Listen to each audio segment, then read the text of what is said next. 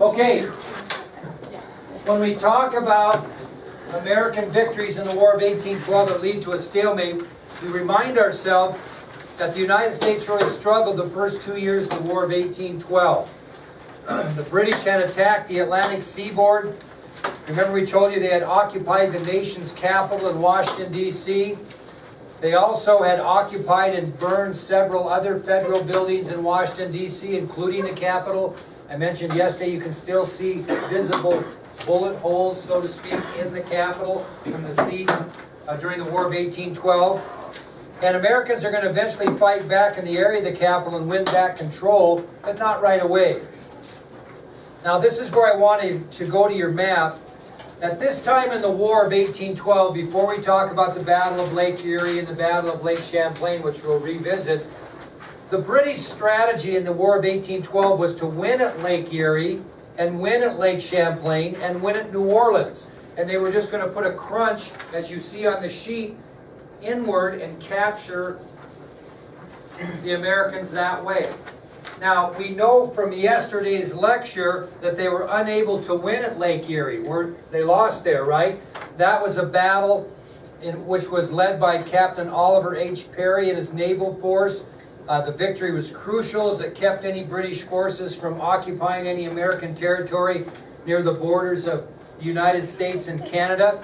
That's important. Then we talked about the Battle of Lake Champlain, and if you look on your map, you can see that arrow is going right through Lake Champlain in New York if they're going to be successful. And Lake Champlain was captured in 1814 by Captain Thomas MacDonough and his troops. And this victory really prevented a British invasion of the United States from Canada. However, we don't communicate that well, so back in New Orleans, which is another area that the British want to take, whoever's going to protect New Orleans is going to have to win there because they don't know how things are going in Lake Erie or Lake Champlain. So we're going to kind of talk about the Battle of New Orleans and tell you a little bit about that. Well, by the time we had the battle in New Orleans, the War of 1812 had been going on for nearly 3 years. So we were almost in our third year by the time we got into the Battle of New Orleans. And Andrew Jackson was promoted from Major General in the militia to Major General in what? The regular U.S. Army. So he has been leading a militia unit for years. And he had the rank of Major General as far as his local militia went.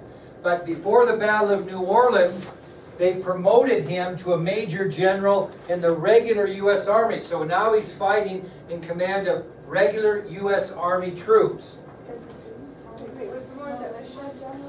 He was a Major General in both the militia and then was promoted to a Major General in the regular U.S. Army. What's the difference? We should know that. The difference between militia and U.S. Army is militia aren't under the command of any army. They're under the command of their local commander. Well, they want to get him involved in New Orleans, and they think he's a good leader, so they promote him to Major General in the regular army. Okay? Now, he can still command militia, okay, if they're willing to go under his command, because he serves kind of two roles, doesn't he? He's Major General of the militia and Major General of the U.S. Army. They weren't foolish. Well, when he was promoted to Major General in the regular U.S. Army, he was ordered to protect the city of New Orleans with his Tennessee militia. Okay? He's going to be ordered to protect the city of New Orleans with his Tennessee militia. Now, do you think that they're going to send him regular Army troops as well? Yes, the plan was, he was informed by the federal government that he would also be receiving 2,000 well-trained regular Army soldiers, and they were going to meet him in New Orleans to join up with his Tennessee militia. So he was scheduled to get 2,000 regular, well-trained Army soldiers, so to speak, to join him in New Orleans. So he's going to have his militia from Tennessee and 2,000 soldiers from the regular Army. Now, what he's up against is nearly 10,000 redcoats are going to be seizing or trying to seize New Orleans. So the British assault on New Orleans is going to consist of nearly 10,000 redcoats. And they're going to be under the command of Sir Edward Pakenham. Sir Edward Pakenham. He's on your ID sheet, right? Okay, so the British assault on New Orleans that Jackson's going to try to thwart off will consist of 10,000 redcoats under the direction of Sir Edward Pakenham. Okay, Sir Edward Pakenham. We confused? Yep, we're on the Battle of New Orleans. Yep. So, can you picture that in your mind? Jackson's militia's going to be supported by 2,000 regular army troops, but still they're going to be vastly outnumbered against 10,000 redcoats under Sir Pakenham. Well, I'm going to tell you in a minute. Okay? Well, here's what he has. Okay, his militia. And you figure it out. Okay? Here's what he's got with him prior to the 2,000 soldiers coming.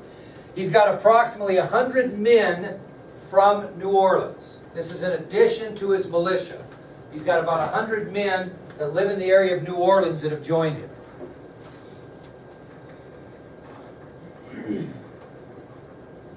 He's got approximately 100 blacks from the area that choose to support him. 100 blacks from the area.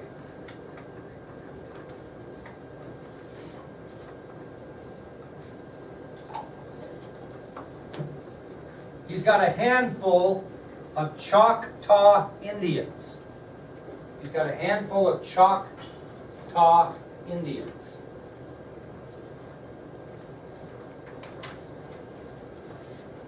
And believe it or not, he's got the full support of a French pirate by the name of Jean Lafitte. He's got the full support of a French pirate. I mean, seriously, a pirate by the name of Jean Lafitte. So he's got approximately 100 men from New Orleans, approximately 100 blacks from New Orleans area, a handful of Choctaw Indians, and support from Jean Lafitte, who's a French pirate.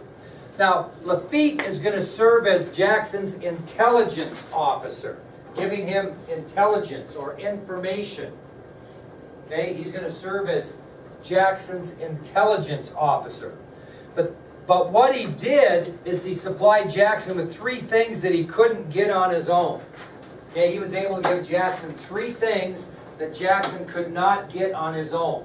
So he serves as an intelligence officer, but what he's going to supply Jackson with are materials that he has no way to get, such as, number 1, gunpowder. Number 2, flints for muskets. Flints for muskets. What are those, Blaine? I'm thinking you might know this. It's the hammer that comes down and strikes to fire the musket. Very good. And cannonballs. Those were 3 things that Lafitte could get for him that he couldn't get for himself. Gunpowder, flints for muskets, and cannonballs. Where'd Lafitte get them? Stole them. He pirated them, yeah. Okay? Now, he had a total of 4,000 men prior to the 2,000 he was supposed to get. So how many militia did he have approximately? 3,800, right? The trouble was, the 2,000 regular army men that were promised him never arrived. Never arrived. So you got Jackson with 4,000 men. Now he did have some regular army men that were within his militia, but they said that about 10% of his force of 4,000 were regular army. So obviously he did not get the 2,000 men he was promised. Okay? So he's got 4,000 men going up against how many? 10,000. Now, Jackson was a funny guy. We're going to spend some time on Andrew Jackson. He's a very interesting fellow.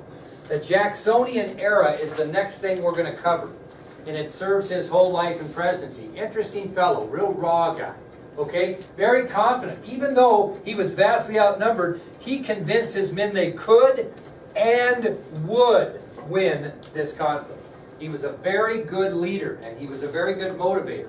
So despite the fact they're outnumbered over 2 to 1, Jackson convinces his men that not only can we win, we will win. So, on December 23rd of 1814, the British come ashore near New Orleans, right? They come from Britain into the Gulf, and they camp close to New Orleans on December 23rd, 1814. So the British have arrived, and they're prepared for their assault on what? New Orleans, okay? But they're just camped outside. Well, Jackson orders his men to fight the British forces at night. A concept that the British are not used to, right? We have rules of war, okay? So Jackson orders his men to attack the British camps in pitch black from both land and sea. So he's breaking the normal rules of war. What kind of tactics are those called? Guerilla tactics, not gorilla, guerrilla. Okay, and that's on your ID sheet. So, again, Jackson orders his men to fight British forces at night. This is a concept that's going to be foreign to the British soldiers. So Jackson's men attack the British camps in pitch black from both land and sea, breaking the normal rules of war using what we know as guerrilla tactics. Well, when Commander Pakenham sees what they're doing, he decides to order the firing of firework rockets into the sky. Why would he do that? Why would he fire firework rockets into the sky? Scare them? Scare them, yeah. He didn't know if they'd know the difference. He thought if he fired those firework rockets into the sky, Jackson and his men would retreat. But they didn't. They continued on. So he tried to kind of bluff them by firing firework rockets into the sky, thinking that would frighten Jackson and his men to retreat. It did not. Now this is the interesting part of this. So they're fighting during the night. What are they doing during the day, Jackson's men? They're building a wall fortification of earth and wood near New Orleans. They're building this huge wall fortification to protect themselves from what they're sure is going to be what? An attack or an assault. So during the night they're fighting, during the day he's having his men build this great big fortification, wall fortification, made out of earth and wood. Just huge. So they can get behind it for protection when the British assault, as they expect them to do. Now what did he have them build in front of the wall? What do you think? 10 feet trenches. And what do you do with the trenches? Flooded them. Filled them with water. Very good. So after they built this fortification of earth and wood, he had his men dig 10-foot deep trenches. And wide, 10 feet wide. And they filled with water. I'm not sure they're 10 feet deep, but they were 10 feet wide and fairly deep. Okay? But they were 10 feet wide. Filled them with water. So for 4 days, Jackson's men hit him at night, hit him at night, hit him at night, hit him at night. And Pakenham gets a little tired of that, and he decides he's going to attack this American fortification. Okay? He feels like he's going to attack it. What? 4 nights, Jackson's hitting them with the guerrilla tactics. Pakenham gets tired of it, and he decides we're going to take the fight to them, and he makes the decision to attack the fortification, which takes us to the next subtopic on the new subtopic sheet, which is American victory at New Orleans. So Pakenham and the British, 10,000 strong, are going to do what? Pound at New Orleans, and to get to New Orleans, they got to get through what? That big fortification. Okay. Yeah. Well, I'll tell you in a minute. Yeah. Okay. Now the Americans in New Orleans are going to be involved in 3 assaults. In other words, the British are going to hit them 3 different times during this assault. Now I'll tell you about the first assault. It was kind of the minor one. On the first assault, fighting between the British and Americans lasted about 3 hours and ended in a stalemate. Which means that did they get through the fortification? No. They just battled each other for 3 hours, and it was no different really than it was beforehand. So the British's first assault results in a 3-hour battle, which really just ends in a stalemate. No ground gained on either side, no ground lost on either side.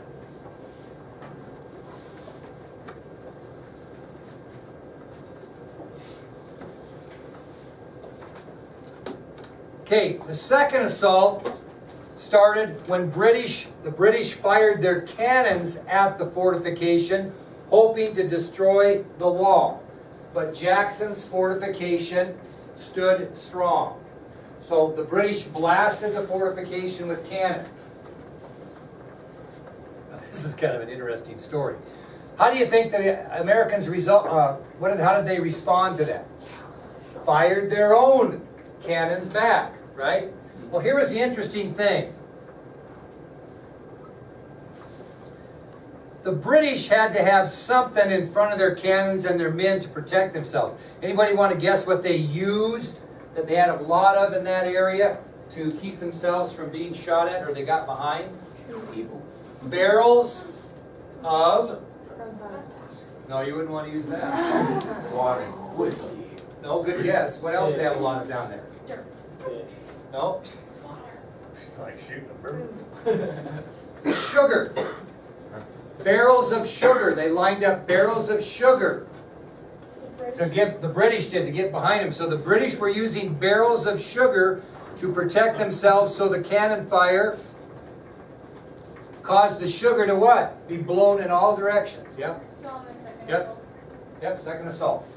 So the British fired their cannons upon the fortification, hoping to destroy the wall. Didn't work. The Americans countered with cannon fire of themselves.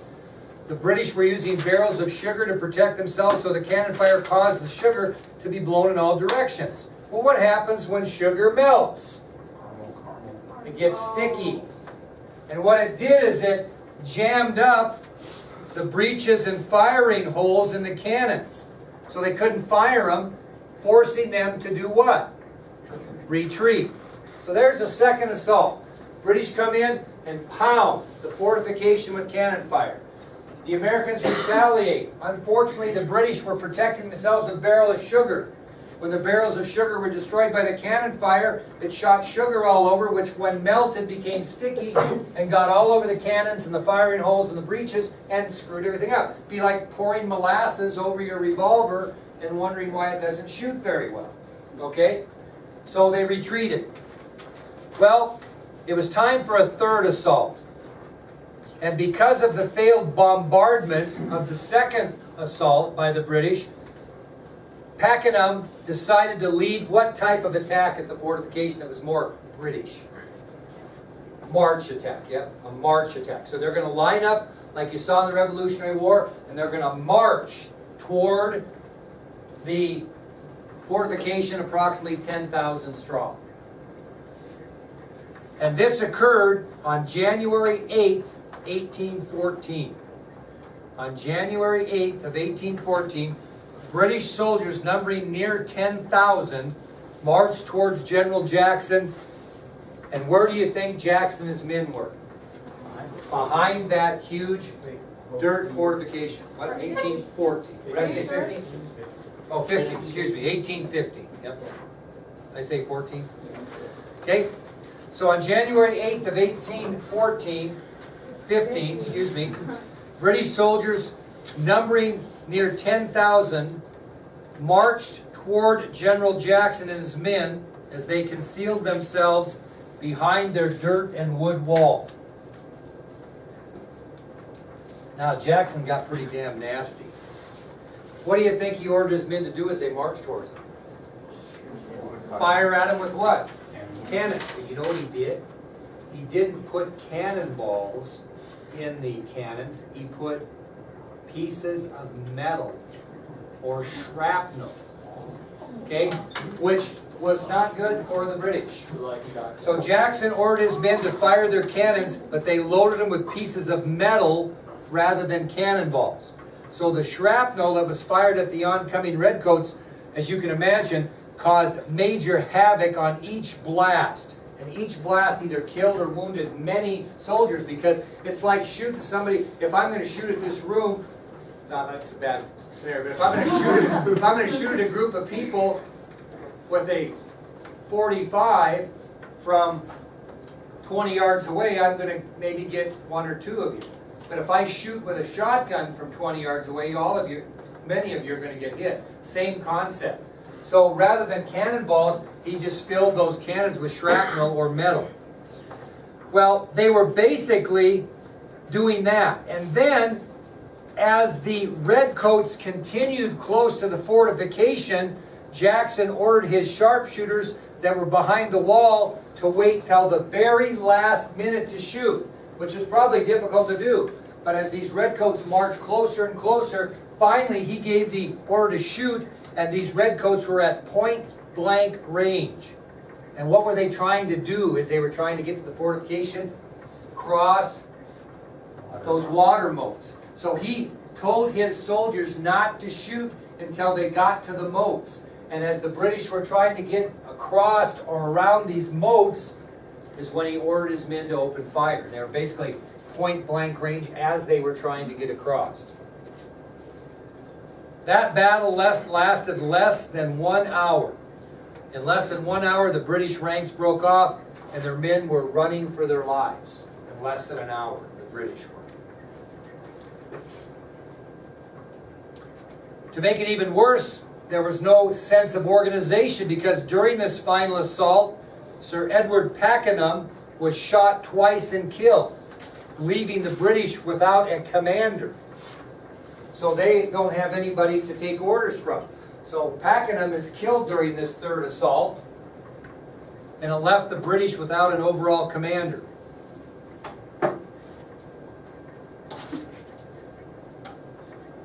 Now in the